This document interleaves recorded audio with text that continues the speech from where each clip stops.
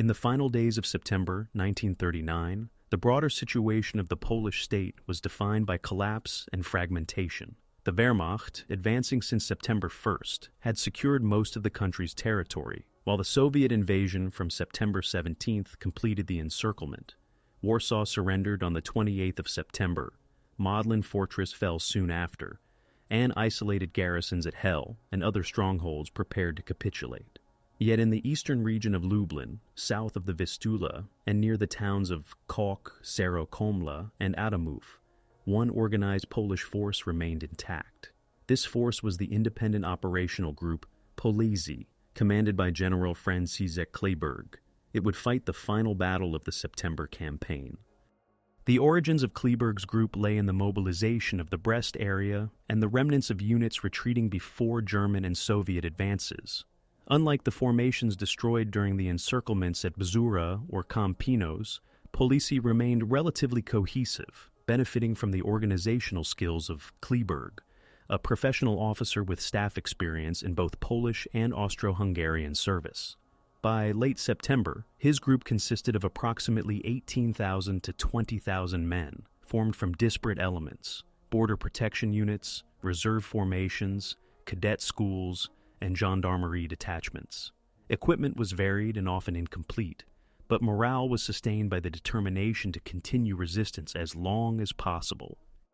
The geopolitical context placed the group in a precarious position. To the west and north, German forces of the 14th and 10th Armies secured control of central Poland. To the east, Soviet units advanced into Volhynia and Polizzi, reaching as far as Lwów and Brest.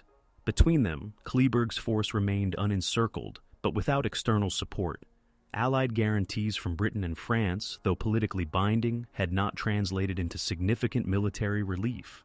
The Polish government, evacuating into Romania, no longer provided centralized direction. For Kleberg, decisions had to be made independently, based on local assessments of terrain, supplies, and the shifting balance of power. Public sentiment, as reflected in local civilian populations, was complex. Many communities in the Lublin region had already endured occupation or retreating battles.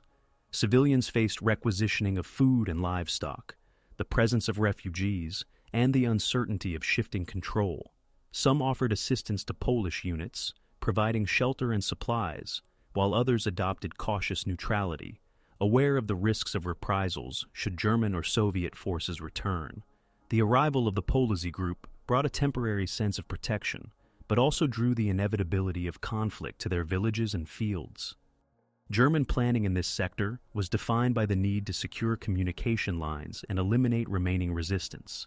The 13th Army Corps, under General Paul Otto, included the 13th and 29th Motorized Infantry Divisions, supported by artillery and mechanized elements. These divisions had participated in earlier operations in Poland and now moved to cut off Kleberg's group, which threatened German logistical routes and symbolically undermined the image of complete victory.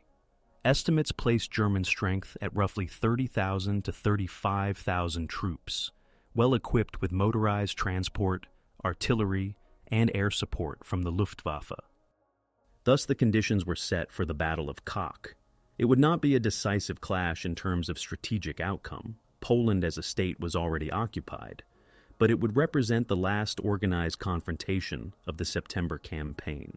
Both sides entered with clear but limited aims. For Germany, it was the elimination of resistance and consolidation of control. For Poland, it was the preservation of military cohesion, the maintenance of honor, and the possibility of breaking through toward Hungary or Romania, where survivors might regroup or escape into exile.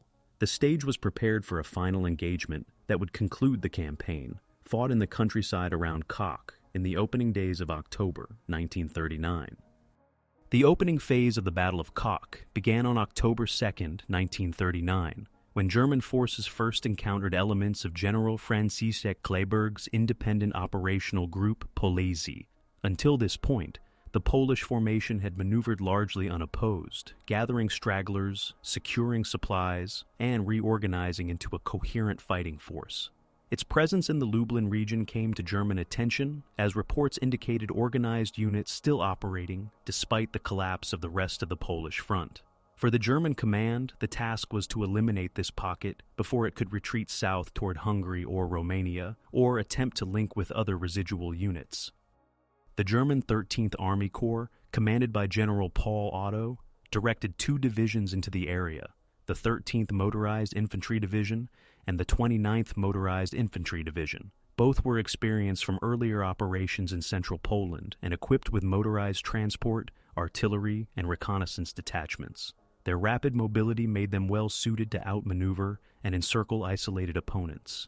Initial orders emphasized cutting Polish lines of retreat, blocking access to river crossings, and applying pressure to force a quick capitulation. Intelligence suggested the Poles numbered between 15,000 and 20,000, lightly armed and unlikely to resist sustained attacks. For the Polsey Group, the German advance signaled the inevitability of battle. General Kleberg had no illusions about the wider situation. Warsaw had fallen, the Polish government was in exile, and Soviet forces occupied eastern territories. Yet, he resolved to continue resistance, both to maintain military discipline and to demonstrate that the Polish army remained unbroken in the field. His immediate objective was to secure a path southward, where the possibility of crossing into Hungary or Romania might preserve part of his force for future service abroad. At the same time, he aimed to deny German control of the Lublin region for as long as his resources allowed. The terrain around Kock influenced the first encounters. The area was a mixture of small towns, farmland, and patches of woodland, intersected by rivers such as the Teichmienica and Vieprs. Narrow roads limited the maneuverability of German motorized units, forcing them into predictable avenues of advance. For the Polish defenders, this geography offered opportunities for ambushes, delaying actions, and defensive stands in villages and natural barriers. Civilians in the region, already accustomed to weeks of military movements, now witnessed the arrival of organized Polish columns, artillery, cavalry, and infantry marching together, contrasting with the disorganized remnants of earlier defeats. On October 2nd, German reconnaissance units probed towards Sarakomla and Kock, encountering Polish forward elements. Skirmishes erupted as Polish cavalry patrols engaged motorized infantry. Though light in scale, these actions revealed to both sides the presence of a determined opponent. German units reported unexpectedly stiff resistance, while Polish commanders confirmed that the enemy intended to block their path south. That night, both sides prepared for larger engagements. German units massed to push forward, while Polish divisions, the 50th and 60th Infantry Divisions, composed largely of reserve troops and cadets, took up defensive positions along key approaches. The opening phase was marked by cautious maneuvers rather than immediate large-scale assault. The Germans, confident in superiority, tested Polish defenses with probing attacks. The Poles, lacking heavy armor or air cover, relied on well-prepared ambushes and concentrated artillery fire. Exchanges of fire grew in intensity, with casualties reported on both sides. Polish morale remained relatively strong, sustained by the presence of experienced commanders and the symbolic importance of continuing the fight after the fall of the capital. For civilians in Kock and nearby villages, the renewed presence of battle brought both disruption and fear. Families evacuated to surrounding countryside, livestock was seized for military use, and fields were trampled by moving columns. Some households provided food or shelter to Polish units, though many sought to remain neutral, fearing German reprisals. The opening skirmishes left visible marks, damaged buildings, burned carts, and hastily dug trenches across farmland. By the evening of October 2nd, the stage was set for a more sustained confrontation. German commanders underestimated the cohesion of the Polsey Group, assuming that a show of force would be sufficient to induce surrender. Kleberg, however, had prepared his units for organized resistance, emphasizing discipline and careful use of limited ammunition. The opening phase thus ended not with a collapse, but with the clear prospect of continued battle. Both sides recognized that the days ahead would decide the fate of the last organized Polish formation, still active in the September campaign. The strategic goals and planning of both sides during the Battle of Kock reflected their contrasting positions at the end of September 1939. For Germany, the campaign in Poland was already considered concluded. Warsaw had surrendered on the 28th of September. Modlin Fortress capitulated on the 29th, and Hel Peninsula remained the only coastal pocket still resisting. In this context, German command did not expect a significant confrontation in the Lublin region. The sudden realization that General František Kleeberg commanded a cohesive force of nearly 18,000 to 20,000 troops came as an unwelcome complication. The primary German goal became the rapid neutralization of this force to secure the communication lines running from the Vistula to the Bug, and to present a complete image of victory to political authorities in Berlin. The 13th Army Corps, under General Paul Otto, was tasked with this responsibility. It consisted of the 13th Motorized Infantry Division, commanded by General Paul Otto von Vietinghoff, and the 29th Motorized Infantry Division under General Joachim Lemelsen. These formations were battle-tested from the earlier stages of the campaign, having participated in the encirclement of Polish forces at the Bzura and in the advance toward Warsaw. They were equipped with motorized transport, artillery batteries, and reconnaissance detachments, giving them significant mobility. The Luftwaffe was available to provide reconnaissance flights and tactical bombing if necessary, though at this stage of the campaign, air assets were increasingly directed toward other theaters. The operational orders given to the Corps reflected an expectation of a short engagement. German intelligence initially assessed Kleeberg's group as a mix of remnants and irregulars, unlikely to sustain prolonged combat. Planning therefore emphasized speed. One division was to pin Polish forces in place, while the other encircled them from the flank, preventing any breakout toward the southeast. Once surrounded, the Poles were expected to surrender, as most remaining Polish units had already done. German propaganda anticipated announcing the elimination of the last organized Polish group within days. On the Polish side, strategic objectives were necessarily defensive and adaptive. General Kleeberg had not planned for a pitched battle in this area. His operational intent was to preserve the cohesion of his forces, moving them toward the southeast, with the ultimate aim of crossing into Hungary or Romania. There, soldiers could be interned and later evacuated to France or Britain, where the Polish government in exile was organizing a new army. The presence of German motorized divisions, however, blocked this route. Faced with encirclement, Kleeberg resolved to fight in order to clear a path, or, at minimum, to maintain resistance for as long as supplies allowed. Logistics played a decisive role in shaping Polish strategy. The Polsy Group was composed of improvised divisions, the 50th and 60th Infantry Divisions, supported by cavalry brigades such as the Podlaska and the Kresowa. Many of the soldiers were reservists or drawn from gendarmerie and training units. Their equipment varied widely. Some units had modern rifles and light artillery, while others carried outdated weaponry. Ammunition was limited, fuel stocks were scarce, and food supplies depended heavily on local requisition.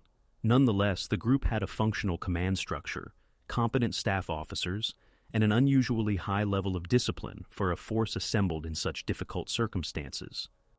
Kleeberg's planning emphasized the careful use of terrain and the defensive strength of his infantry and artillery. He recognized that he lacked armor and air cover, making open maneuver battles against motorized German formations impossible. Instead, he intended to use the wooded and river-crossed landscape around Kock to slow German advances, force them into frontal attacks, and inflict maximum delay. His immediate plan divided the Polsy Group into sectors along the Tyśmienice River and near the villages of Sarakomla and Adamów, where natural obstacles and narrow roads favored defense. Propaganda and psychological considerations influenced both sides. German command sought to present the elimination of Kleeberg's force as the symbolic conclusion of the September campaign, reinforcing the narrative of blitzkrieg success. Orders emphasized the importance of rapid results, not only for operational reasons, but also for political effect. In contrast, Kleeberg stressed to his troops that their resistance carried meaning beyond the battlefield. Even if defeat was inevitable, continuing the fight maintained the honor of the Polish army, demonstrated to allies that Poland had not capitulated without struggle, and provided a foundation for future military efforts abroad. Miscalculations were evident. German planners underestimated the cohesion of the Polsy Group, treating it as a disorganized remnant rather than an intact corps-sized force under capable leadership. This assumption shaped their initial deployments, leading to frontal attacks that met unexpectedly strong resistance. On the Polish side, Kleberg overestimated the possibility of breaking through to the southeast. German mobility and control of key routes made such a maneuver highly unlikely. By the beginning of October, it became clear that the Polski group was surrounded, and that its operational freedom was limited to tactical maneuvers within a shrinking area. Supply lines further constrained both sides. German divisions, though well equipped, operated at the end of extended logistical chains, with fuel and ammunition transported over damaged Polish infrastructure. Delays in resupply occasionally hampered their ability to exploit mobility. The Poles, meanwhile, had no external supply at all. Ammunition was rationed strictly, artillery fire reserved for decisive moments, and food gathered from local farms. Horses played a vital role in Polish logistics, pulling artillery and transporting supplies, highlighting the contrast between German mechanization and Polish reliance on older methods. By the evening of October 2nd, both sides had finalized their plans. German divisions prepared for a coordinated assault to force a breakthrough at Sarakomla and Adamów, intending to crush resistance quickly. The Poles entrenched along defensive lines, ready to use every available resource to hold their ground. Strategically, the stage was set for a confrontation that neither side had fully anticipated, the Germans expecting a swift elimination of scattered remnants, the Poles prepared to deliver organized resistance in what would become the last pitched battle of the September campaign. The first engagements of the Battle of Kock unfolded on October 2nd and 3rd, 1939, as German reconnaissance elements pushed towards Sarakomla and Kock, testing the Polish defenses. What began as probing maneuvers quickly escalated into sustained clashes as both sides realized that the confrontation would not be resolved in a matter of hours. For the German 13th Army Corps, the initial encounters demonstrated that General Franciszek Kleberg's independent operational group, Polesi, was not a scattered remnant, but a cohesive and determined force. For the Polish defenders, these first battles confirmed that their path southward was blocked and that they would have to fight in place. The geography of the battlefield shaped the early encounters. The area around Kock consisted of rolling farmland, villages, and patches of forest intersected by the Tyczmiennica River and its tributaries. Narrow roads constrained motorized units, forcing them into column movements that exposed them to ambush. For the Poles, this terrain offered opportunities to offset German mechanization by channeling attacks into predictable approaches. Defensive lines were established along the riverbanks and in wooded areas, where infantry and artillery could operate with greater effectiveness than in open terrain. On October 2nd, German forces of the 13th Motorized Infantry Division advanced towards Sarakomla, expecting to brush aside local resistance. Instead, they encountered the Polish 60th Infantry Division, composed largely of reservists but well organized under Kleberg's command. Polish artillery opened fire on the advancing columns, inflicting casualties and forcing the Germans to halt. Cavalry detachments from the Podlaska Brigade executed swift counterattacks, surprising German infantry and disrupting their formation. These actions, though limited in scope, demonstrated the Polish ability to contest the battlefield actively rather than merely retreat. The following day, 3rd October, saw heavier engagements around Kock itself. German units of the 29th Motorized Infantry Division attempted to seize the town to cut Polish communication lines. Polish defenders, including elements of the 50th Infantry Division, resisted fiercely using the cover of buildings and the surrounding terrain to mount effective defenses. Artillery positioned on nearby heights shelled German assembly areas, while machine gun fire from concealed positions inflicted losses on advancing infantry. The fighting spread into the outskirts of the town, with Polish units conducting counterattacks to reclaim lost ground. Civilian populations experienced the full impact of these early clashes. Villagers in Sarakomla, Kock, and Adamów saw their homes turned into defensive positions or artillery targets. Many fled into the countryside with what belongings they could carry, while others sheltered in cellars as battles raged above. Fields were churned by artillery fire, livestock requisitioned for military use, and roads clogged with both refugees and military traffic. Reports from local accounts described burned barns, shattered houses, and churches used as improvised hospitals for the wounded. The presence of civilians complicated operations for both sides, as movements had to navigate around clusters of non-combatants. Morale during these first engagements diverged sharply. For German troops accustomed to rapid advances and quick victories during the earlier phases of the campaign, the resistance around Kock was unexpected. Reports noted heavier than anticipated casualties and the need for reinforcement. For the Poles, the ability to repel initial attacks and inflict losses provided a psychological boost. Soldiers realized that, even isolated, they could stand against superior forces. Kleeberg's leadership emphasized discipline and careful expenditure of ammunition, ensuring that early successes did not lead to reckless overextension. German commanders adjusted quickly to the situation. Recognizing that Polish forces were more organized than expected, they ordered concentrated artillery bombardments to precede further assaults. Luftwaffe reconnaissance aircraft flew over the battlefield to map Polish positions, though bad weather occasionally limited their effectiveness. The emphasis shifted from rapid encirclement to systematic pressure, with the goal of wearing down the defenders through attrition. This adjustment in tactics reflected a broader recognition that the battle would not be won in a single day. For the Poles, the first engagements also revealed their vulnerabilities. Ammunition stocks were already being consumed at a high rate, and resupply was dependent on rationing and local resources. Casualties among officers and experienced non-commissioned officers weakened some units, though overall cohesion remained intact.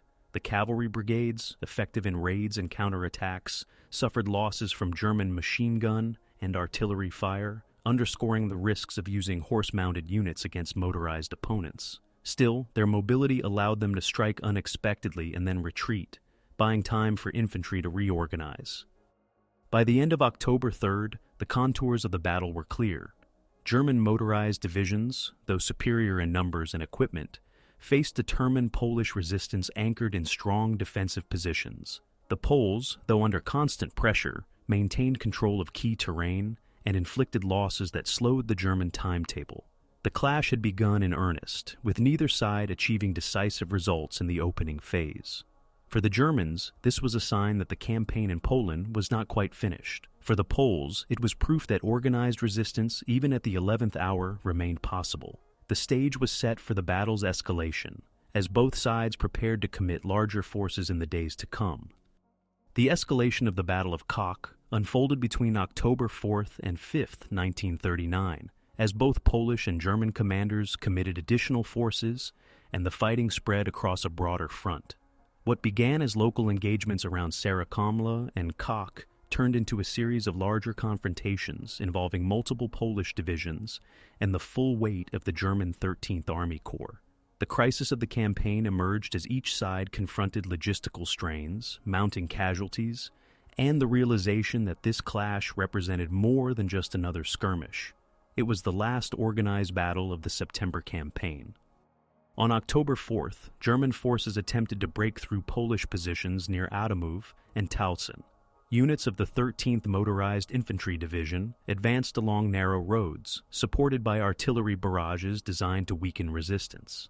Polish defenders, particularly elements of the 60th Infantry Division, held firm. Artillery batteries hidden in wooded areas struck German columns, while infantry deployed in trenches and farm buildings resisted repeated assaults. The battle quickly escalated into close-quarters fighting, with German troops storming village streets and Polish defenders counter-attacking with bayonets and grenades. Losses mounted on both sides, but the Polish lines did not collapse. At the same time, the 29th Motorized Infantry Division pressed against Kock itself, attempting once more to seize the town. Here, the Polish 50th Infantry Division, supported by detachments of the Podlaska Cavalry Brigade, mounted a coordinated defense. Cavalry units executed rapid counterattacks against German flanks, forcing the attackers to divert resources and slowing their progress. The mobility of Polish cavalry, though vulnerable to mechanized firepower, proved valuable in disrupting the tempo of German operations. Despite heavy shelling and Luftwaffe reconnaissance flights, the defenders maintained control of key approaches to the town. The crisis deepened for both armies as the battle expanded. For the Germans, the expectation of a quick elimination of Kleeberg's group was replaced by the reality of a determined opponent. Casualty reports rose sharply, and ammunition expenditure was higher than planned. Motorized units found their mobility limited by the terrain, where sandy roads, rivers, and forests neutralized some of their advantages. For the Poles, shortages became increasingly severe. Ammunition for artillery and machine guns was rationed, with orders to fire only on concentrated targets. Medical facilities, improvised in schools and churches, struggled to treat the wounded. Supplies of food and water dwindled as requisition from local villages reached its limits. Civilian populations bore the brunt of the escalation. Villages such as Adamuv and Sarakomla became battlegrounds, their inhabitants forced to flee under shell fire. Fields were cratered by artillery, barns destroyed, and livestock killed or seized by both armies. Refugees streamed into surrounding countryside, adding to the humanitarian strain. For many civilians, the battle was a continuation of weeks of upheaval, but the intensity of combat in early October brought unprecedented devastation to their communities. Command challenges emerged for both sides. Kleberg faced the difficulty of coordinating diverse units, infantry divisions composed of reservists, cavalry brigades, and scattered detachments, while keeping them supplied under encirclement. German commanders, in turn, had to adapt to a foe that resisted longer than anticipated, balancing the need to achieve rapid results with the danger of exhausting their men and resources. The shift from a swift maneuver campaign to grinding village battles revealed the crisis of expectations that defined this phase. Internationally, the fighting at Kock drew little immediate attention. The focus of global observers was on the Soviet occupation of eastern Poland and the diplomatic aftermath of the September campaign. Yet, within Germany, reports of stubborn resistance so late in the campaign were unwelcome. For Poland, the battle symbolized the persistence of organized defense, even after the country was overrun. Soldiers understood that their actions would not reverse the outcome of the war, but might preserve a sense of continuity for the Polish army and show allies abroad that the fight continued. By the evening of October 5th, the battle had escalated into a crisis for both sides. German forces controlled parts of the battlefield, but had failed to crush the Polsy group. The Poles, though still resisting, faced dwindling supplies and mounting casualties. Neither side had achieved decisive results, and the confrontation entered its most intense stage. For the Germans, the crisis was one of unexpected resistance. For the Poles, it was the struggle to maintain cohesion against overwhelming odds. The following days would bring the peak of the campaign, as both armies committed fully to what would be the final act of the September fighting. The peak of the Battle of Kock came on the 5th and 6th of October, 1939, when both the German 13th Army Corps and General Kleberg's independent operational group, Polizy, committed their main forces in an attempt to bring the struggle to a conclusion. The engagements around Adamuv, Sarakomla, and Wologowska represented the heaviest and most intense fighting of the entire campaign. For Germany, it was the effort to end the last organized Polish resistance. For Poland, it was the culmination of weeks of maneuver and endurance, fought with dwindling supplies but unbroken cohesion. On October 5th, German commanders launched coordinated attacks with elements of both the 13th and 29th Motorized Infantry Divisions. Their aim was to break through at Adamuv and secure the road to Kock, cutting the Polish group into fragments. The German assault began with artillery bombardments, followed by infantry supported by armored cars and motorized units. Polish defenders of the 60th Infantry Division met the attack with concentrated rifle and machine gun fire, while their limited artillery, firing from concealed positions, struck German assembly areas. Fighting in and around Adamuv lasted the entire day, with control of the village changing hands more than once. Polish counterattacks, often supported by cavalry charges against exposed flanks, slowed the German advance and inflicted significant losses. Meanwhile, the 29th Motorized Infantry Division pressed hard against Sarakomla, attempting to roll up the Polish line from the north. The Polish 50th Infantry Division resisted tenaciously, supported by artillery placed on commanding ground and by local cavalry detachments.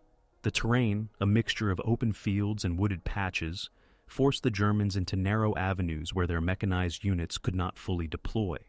This allowed Polish defenders to use their knowledge of the ground to ambush advancing troops. German reports acknowledged unexpectedly heavy resistance and noted that progress was slow despite superior equipment. On October 6th, the battle shifted to WW2, where German forces sought to achieve a breakthrough by massing infantry supported by artillery. Kleberg committed both infantry divisions and elements of his cavalry brigades to hold the line. The fighting here was among the fiercest of the entire campaign, with prolonged clashes in villages, fields, and along river crossings. Polish artillery, though short of ammunition, was used with precision, targeting concentrations of German troops at key moments. Cavalry once again played an active role, not in traditional charges but in mobile infantry-style engagements, dismounting to fight in defensive positions before remounting to shift rapidly across the battlefield. For civilians in the area, the peak of the fighting brought devastation. Villages such as Wologowska, Adamów, and Sarakomla suffered repeated bombardments, with homes and barns destroyed in artillery duels. Civilians fled into forests or fields, while others were caught in crossfire as control of settlements shifted back and forth. Churches and schools were turned into makeshift hospitals, overcrowded with wounded soldiers and civilians alike. The sound of artillery and machine guns echoed day and night, creating an atmosphere of continuous battle. German commanders, realizing that quick victory was unattainable, intensified their use of heavy weapons. Mortars, artillery, and air support from the Luftwaffe were employed to suppress Polish positions. Yet, despite these measures, Polish units held their ground throughout October 6th. Reports from German divisional headquarters noted frustration at the resilience of the defenders, who counterattacked repeatedly and refused to withdraw even when outflanked. Polish soldiers, aware that their supplies were nearly gone, fought with careful discipline, conserving ammunition for decisive moments. Casualties mounted on both sides. Polish losses were heavy, with hundreds killed or wounded in the fighting around Adamów and Wologowska. German divisions also reported significant casualties, particularly among infantry exposed to well-aimed artillery fire and counterattacks. For both armies, the battle had become more costly than anticipated. Yet, unlike earlier battles of the September campaign, where Polish forces were often routed, at Kock, the Polish units retained cohesion, withdrawing in good order when necessary, and maintaining a functioning command structure. By the evening of October 6th, the intensity of combat reached its peak. German forces had made some territorial gains, but failed to destroy Kleberg's group or break its lines completely. Polish units still held strong positions and continued to resist with surprising effectiveness. Yet the strain was visible. Ammunition stocks were nearly exhausted. Food supplies were minimal, and exhaustion among soldiers was growing acute. The peak of the campaign thus revealed the paradox of the Battle of Kock. Germany possessed the means to apply constant pressure, but Polish resistance, though materially unsustainable, continued to deny them rapid victory. The stage was set for the final decisions that would determine the outcome of the last battle of the September campaign. As the battle entered 7th October, the Polish defenders under General Franciszek Kleberg moved into a phase defined by resistance and adaptation. The previous days of heavy fighting had drained their supplies, inflicted casualties, and reduced their ability to mount sustained offensives. Yet, cohesion and discipline remained intact, and Kleberg sought to prolong organized resistance through innovation, careful management of resources, and tactical flexibility. For the Germans, the persistence of the Polizei group was increasingly frustrating, requiring further adjustments in tactics to bring the confrontation to an end. Kleberg's primary challenge was ammunition. Reports from his staff indicated that artillery shells were nearly exhausted, with only a few dozen rounds remaining per battery. Rifle and machine gun ammunition was also limited, prompting orders to conserve fire and engage only when targets were clearly visible and concentrated.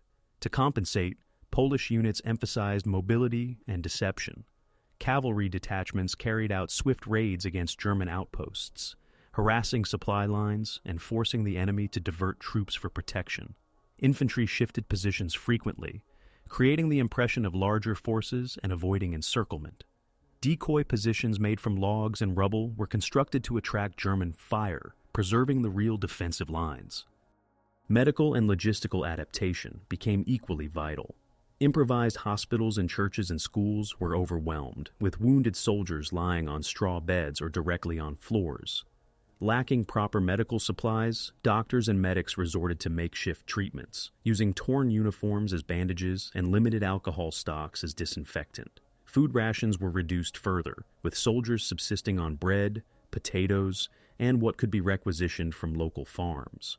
Water shortages were acute, especially in areas where wells had been destroyed by artillery fire. Units organized small details to secure water from nearby streams, often under fire, to sustain the force. German forces, aware of Polish shortages, attempted to accelerate the battle's conclusion. Infantry attacks were pressed along multiple axes, supported by artillery bombardments and occasional Luftwaffe sorties. Yet the terrain continued to favor the defenders. Narrow roads and wooded areas limited the full use of motorized mobility, forcing German infantry into repeated frontal engagements. Each time German units advanced, Polish defenders launched counterattacks to delay their progress. These were not large-scale offensives, but carefully timed actions designed to inflict losses and preserve maneuver space. Psychologically, the situation tested both sides.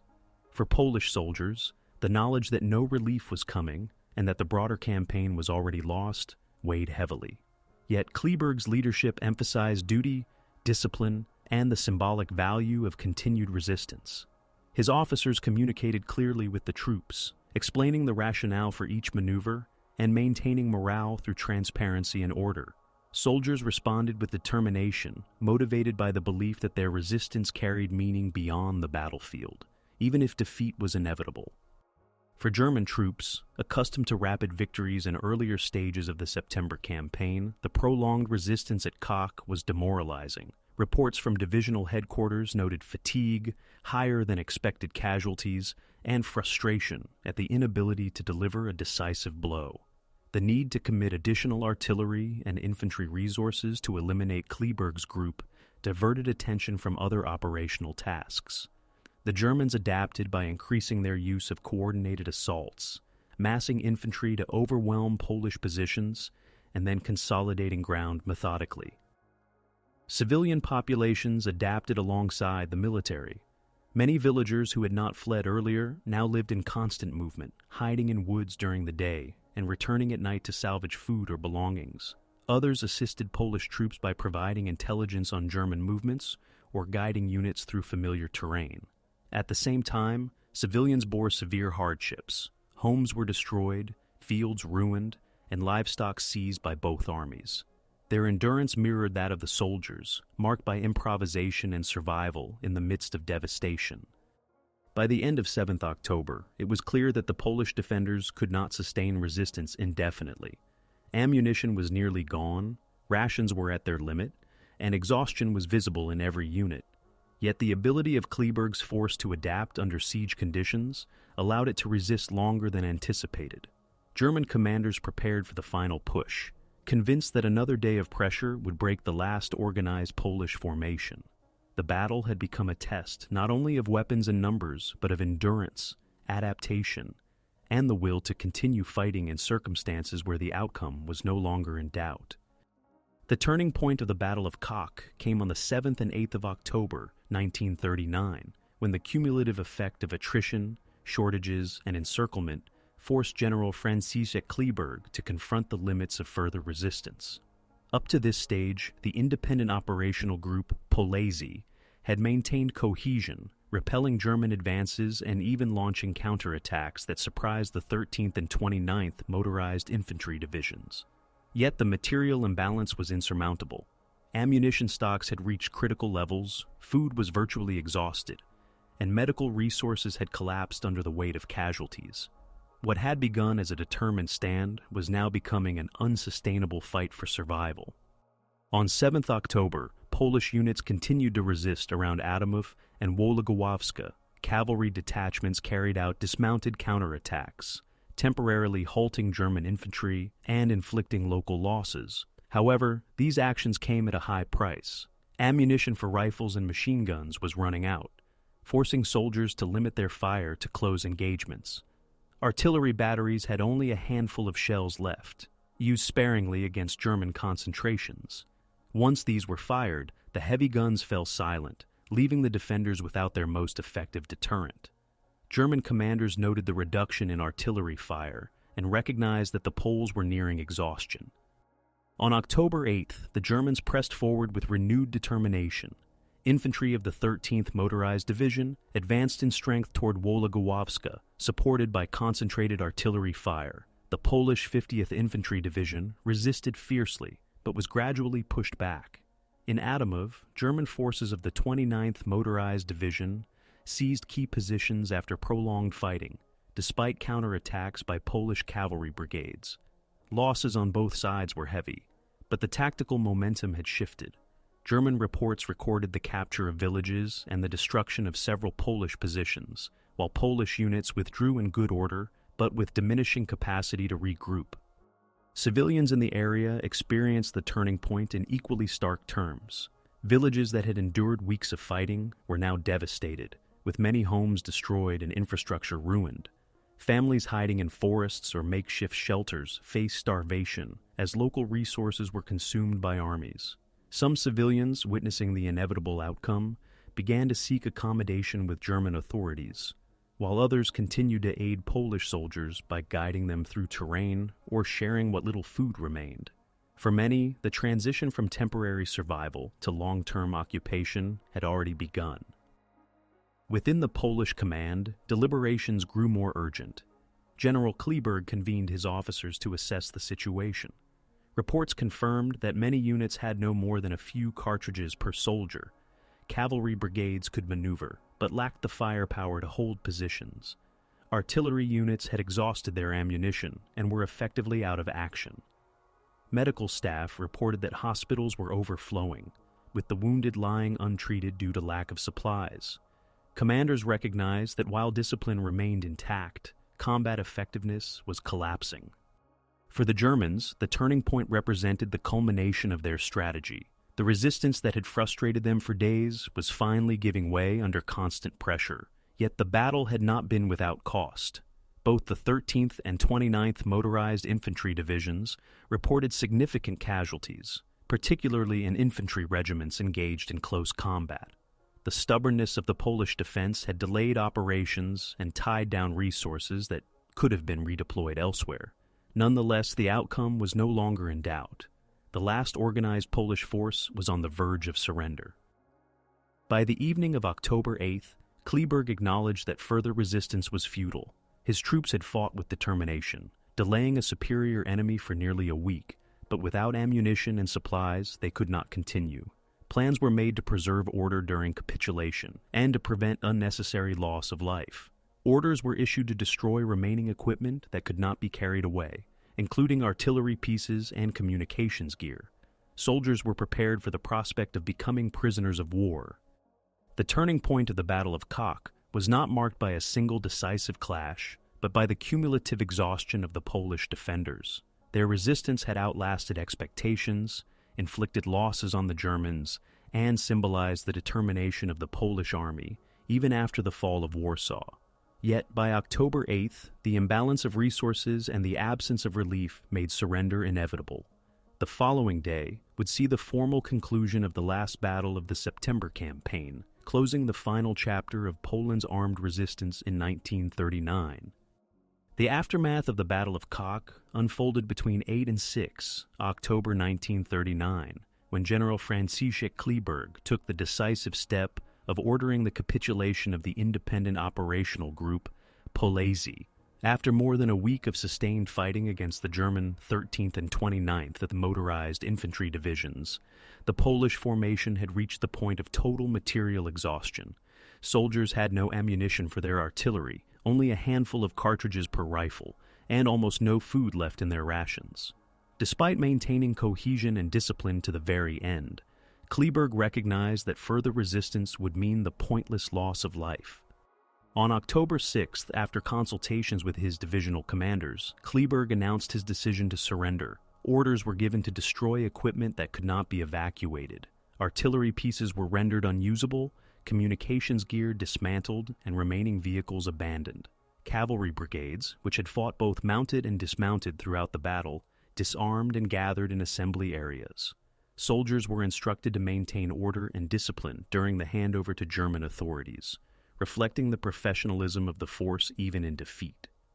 German commanders, for their part, accepted the Polish capitulation with a mixture of relief and respect.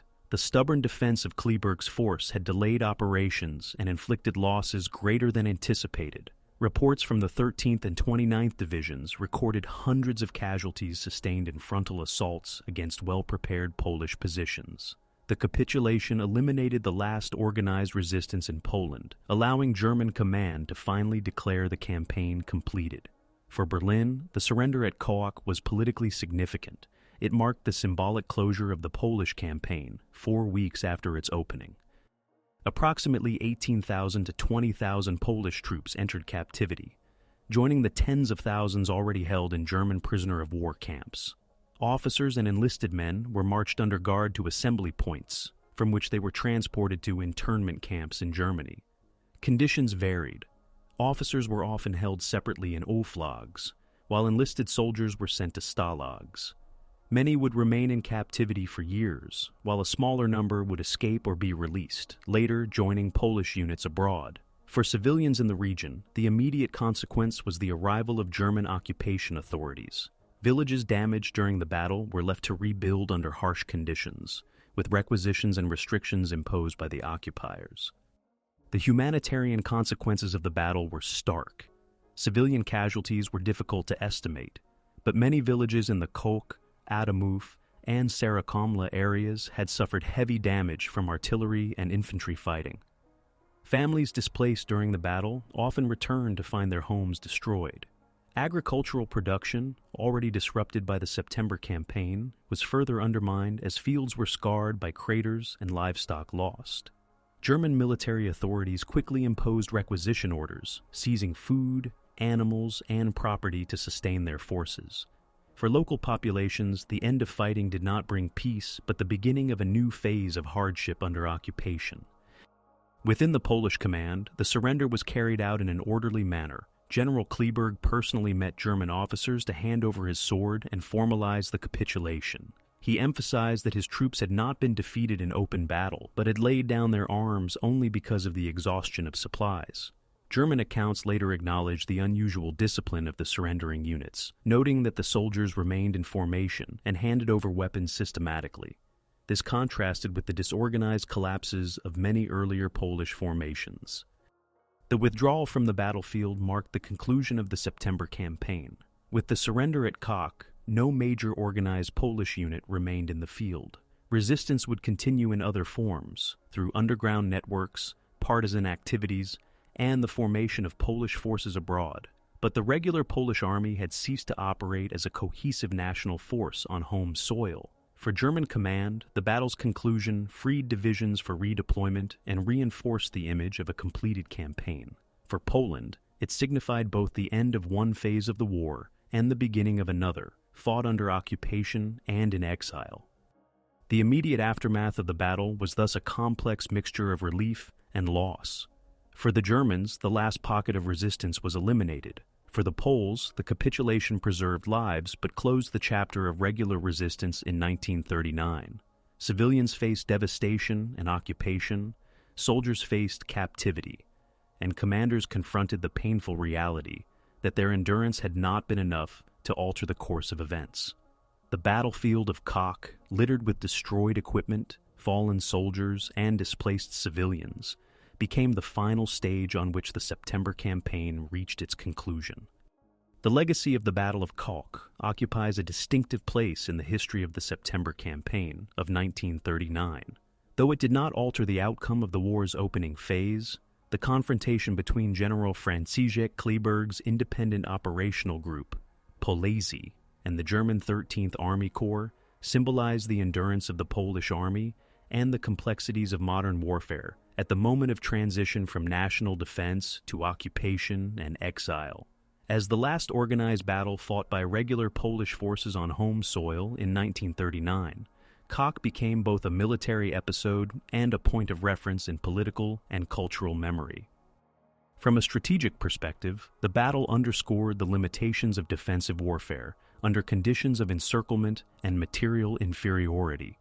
Kleberg commanded approximately 18,000 to 20,000 troops, drawn from reserve divisions, border protection units, and cavalry brigades. Despite improvisation, discipline, and effective use of terrain, these forces could not match the mobility and firepower of the German 13th and 29th Motorized Infantry Divisions, supported by artillery and the Luftwaffe. Yet the Polish ability to resist for nearly a week, inflicting casualties and delaying operations, revealed that organized defense remained possible even after the collapse of the wider front. For the German command, the persistence of Kleberg's group was an operational inconvenience, demonstrating that blitzkrieg did not always produce immediate submission. Politically, the battle's significance lay in its timing. Fought after the fall of Warsaw, Modlin, and most other Polish strongholds, Kock represented the symbolic closure of the campaign. For Germany, the capitulation allowed Berlin to declare the conquest of Poland complete. For Poland, however, the orderly surrender under General Kleberg preserved the image of a disciplined army that had not been defeated outright in battle, but had laid down its arms only after exhausting its resources. This narrative was important for the Polish government in exile, which sought to demonstrate to Britain and France that Poland had resisted with determination and deserved continued support in the Allied coalition. The human legacy was equally significant. The approximately 18,000 Polish soldiers taken prisoner joined the large population of Polish POWs in German camps. Many endured captivity for years, while others later joined underground resistance or escaped to fight abroad in Polish units formed in France, Britain, and eventually the Soviet Union. Civilian populations in the Kock region faced immediate hardships under German occupation, destroyed homes, requisitioned property, and strict control over daily life.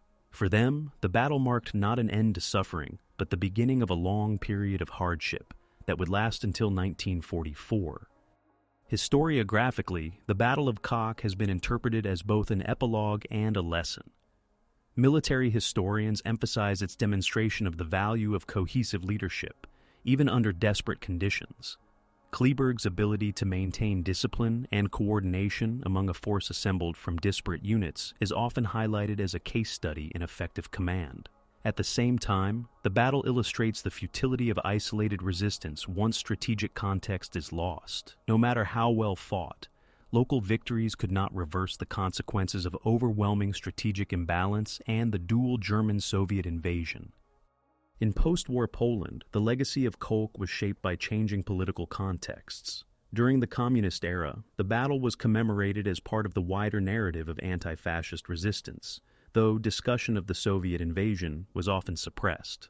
After 1989, historical studies placed the battle in fuller context, recognizing both the professionalism of Kleberg's command and the tragic circumstances of fighting a final battle when the state had already been divided between two occupying powers. Today, memorials in Kock and surrounding villages mark the sites of the engagements, preserving the memory of both soldiers and civilians who endured the campaign. The broader historical significance of the battle lies in its duality. On the one hand, it was militarily inconsequential. Poland's fate in 1939 was already sealed. On the other, it carried symbolic weight as the last act of organized resistance by the regular Polish army during the September campaign. For the Allies, it underscored the determination of Polish forces, shaping perceptions of Poland as a loyal partner in the coming struggle. For Germans, it was a reminder that even in victory, conquest required persistent effort. For Poles, it became part of a narrative of continuity, linking the defeat of 1939 to the resilience of later resistance and the reconstitution of armed forces abroad.